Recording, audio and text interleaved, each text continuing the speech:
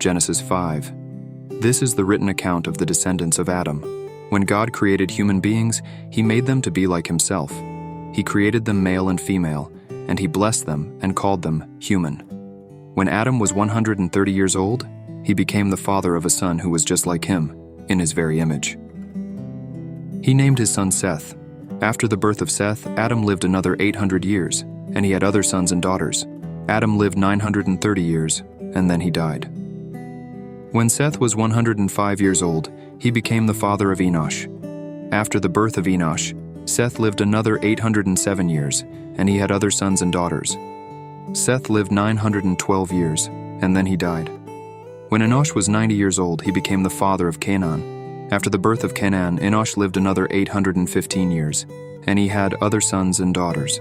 Enosh lived 905 years, and then he died. When Kenan was 70 years old, he became the father of Mahalalel.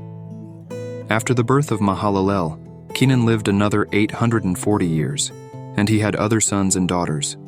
Kenan lived 910 years, and then he died.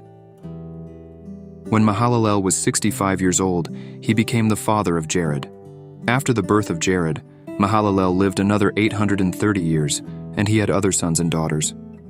Mahalalel lived 895 years, and then he died. When Jared was 162 years old, he became the father of Enoch.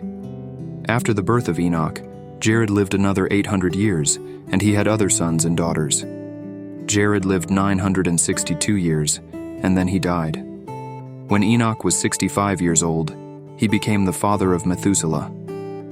After the birth of Methuselah, Enoch lived in close fellowship with God for another 300 years, and he had other sons and daughters. Enoch lived 365 years, walking in close fellowship with God. Then one day he disappeared, because God took him. When Methuselah was 187 years old, he became the father of Lamech.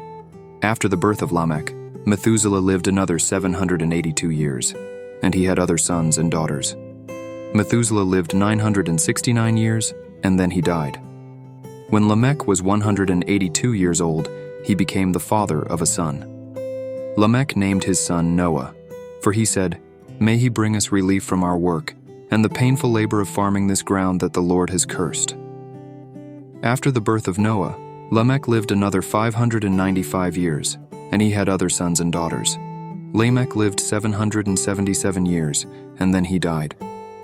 By the time Noah was 500 years old, he was the father of Shem, Ham, and Japheth.